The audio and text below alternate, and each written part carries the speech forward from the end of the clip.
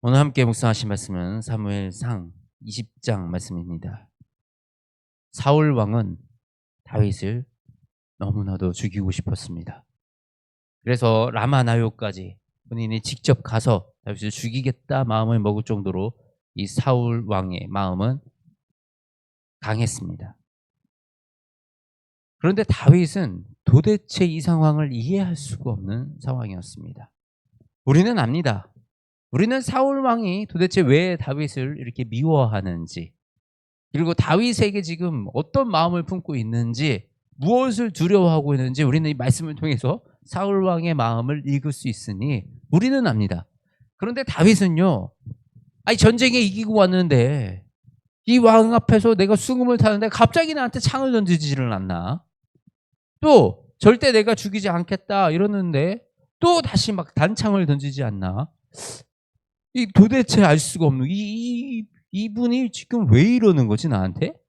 그러다가 갑자기 사위를 삼겠다 그랬다가 또 죽이려 그러고, 이 종잡을 수 없는 사울의 이 행동들이 다윗은 너무나도 힘들었습니다. 그래서 사울의 아들 요나단에게 다윗이 이렇게 묻는 것입니다. 내 죄악이 무엇이며 내 아버지 앞에서 내 죄가 무엇이기에 그가 내 생명을 찾느냐? 도대체 내가 뭘 잘못했길래 니네 아버지가 나를 이렇게 죽이려고 하시느냐? 나에게 무슨 죄가 있느냐? 내가 무슨 잘못을 했느냐? 다윗이 무엇을 잘못했습니까? 다윗은 잘못이 없었습니다. 다윗은 하나님의 이름으로 용맹하게 이 골리앗을 꺾은 것, 그리고 사울 앞에서 열심히 수금을 치고 성실하게 자기의 천부장의 역할, 주어진 역할을 감당했던 것, 그랬더니 사람들이 다윗을 높이고 다윗을 좋아했기에 너무 열심히 한 거, 너무 잘한 거, 이것이 다윗의 죄라면 죄가 될 수 있겠죠. 네, 우리가 살아가는 이 세상 속에서도 우리가 이런 일들을 겪습니다. 때로는 도대체 나를 미워할 이유가 없는 사람이 유독 나를 심하게 미워할 때가 있습니다. 어떤 사람들이, 어떤 친구가 나를 유독 싫어할 때가 있습니다. 그러면 우리는 고민합니다. 아, 내가 도대체 왜 뭘 잘못해서 저 사람이 날 저렇게 미워할까? 아, 내가 뭔가 실수를 했나? 뭘 잘못했나? 우리가 생각을 합니다. 그런데 정말 이 사울 왕처럼 어떤 나의 특별한 잘못이 아니라 그냥 그 사람의 문제로, 그 사람의 감정적인 문제로, 기분의 문제로, 아니면 과거에 있었던 어떤 일의 트라우마로 아무 이유 없이 나에게 이런 사울이 다윗에게 했던 것처럼 미워하고 싫어하는 그런 일을 우리가 사회생활을 하면서 겪을 때가 있습니다. 우리는 그럴 때 특히 우리 청년들, 이 자존감이 낮아지고, 아, 내가 무슨 문제가 있나, 내가 무엇을 잘못했나, 그런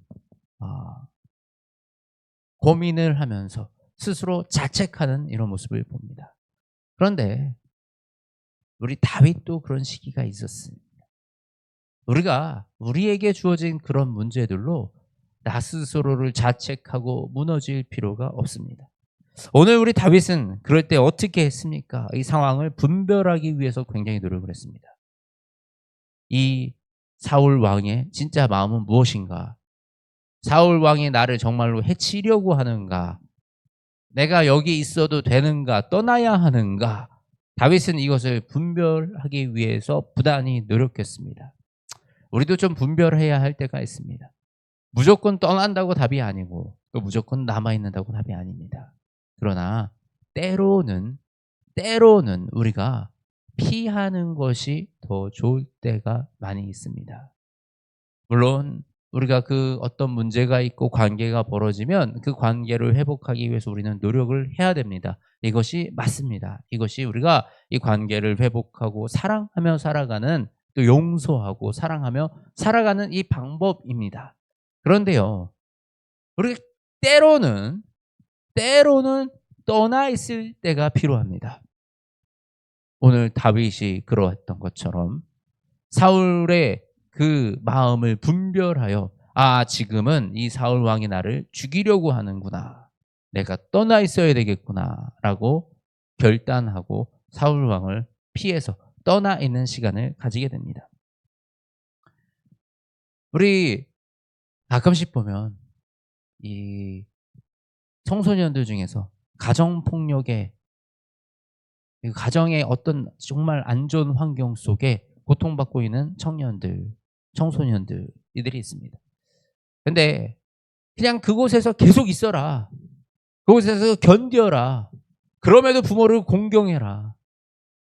우리는 그럴 때는 이 아이들을 좀 분리시켜서 떠나 있게 만들 필요가 있는 것입니다. 그것이 부모를 버리는 것도 부모에게 불효하는 것도 아닙니다.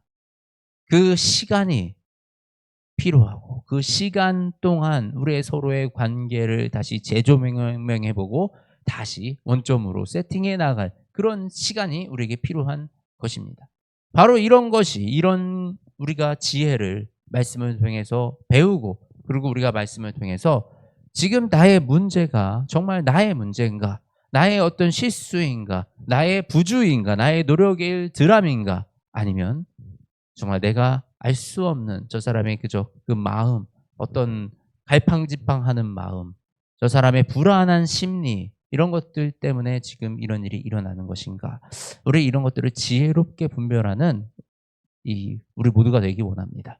그래서 사람들의 갈팡질팡하는 마음에 휩쓸려 다니고 그런 마음, 그런 행동들에 내가 상처받는 이런 일들이 우리의 인생 속에 일어나지 않기를 원합니다. 특히 우리 취업을 준비하고 있는 우리 청년들이 이 면접에서 떨어지고 나면 이 마음이 가라앉습니다. 그리고 나는 안 좋은 사람인가, 나는 안 되는 사람인가, 이런 자기 부정적인 생각을 많이 할 때가 있습니다. 근데 저도 면접을 보는 자리에 서 있기도 했고 또 이런 고용의 자리에 있기도 했지만 절대 사람을 평가하는 자리가 아닙니다.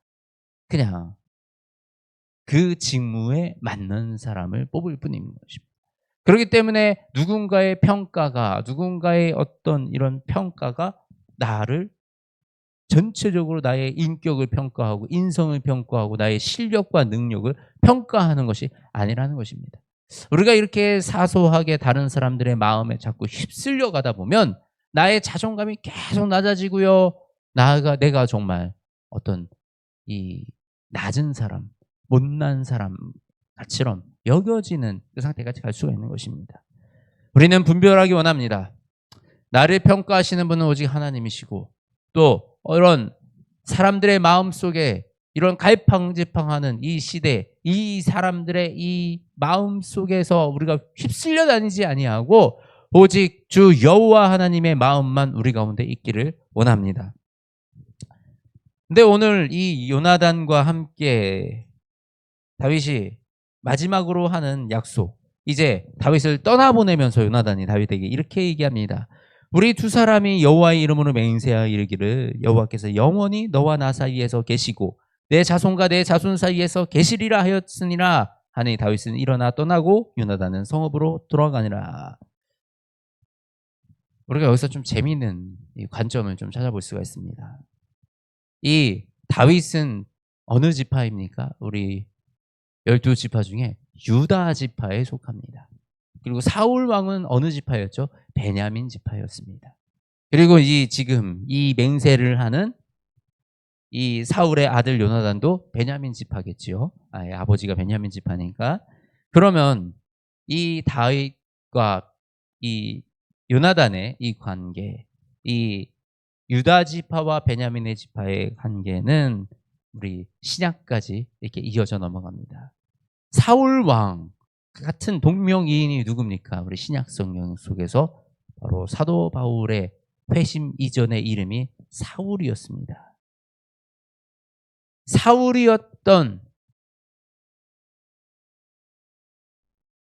사울로서 예수 그리스도를 핍박했던 그는 사도 바울로 이름이 바뀌면서 예수 그리스도의 복음을 혁명적으로 전했던, 아주 놀랍게 전했던 그 충실한 예수 그리스도의 제자가 되어집니다.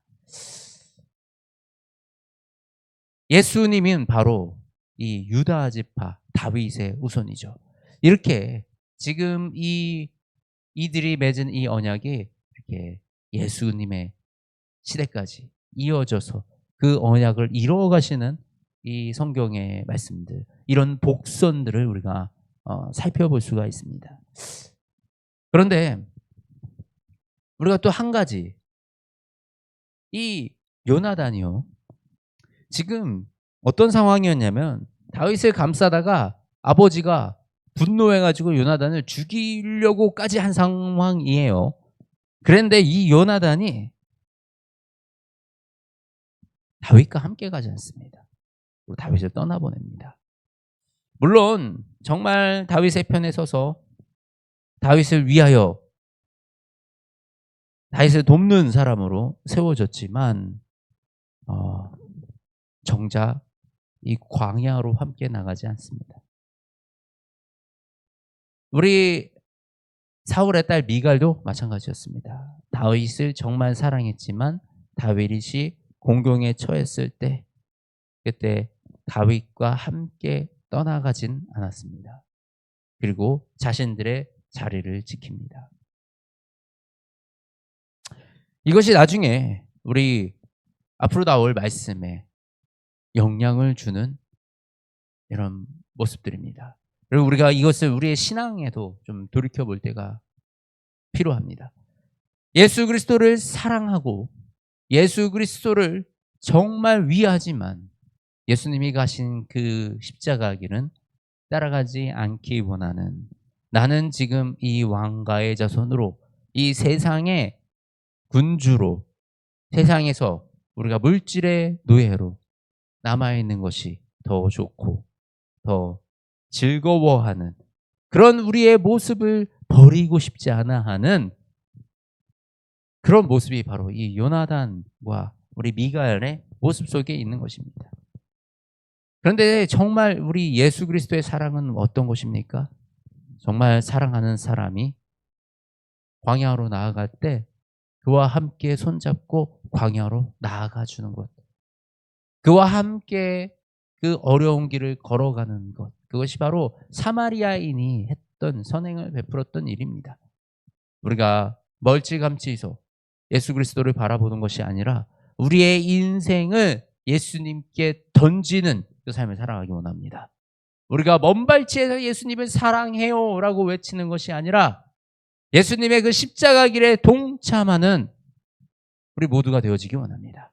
그렇게 우리가 예수님의 그 사랑을 실천하며 이 땅을 살아갈 때 하나님이 우리에게 또 새로운 길을 여시고 새로운 문을 여시며 교회를 더욱더, 우리의 인생을 더욱더 복되게 하시는 줄 믿습니다.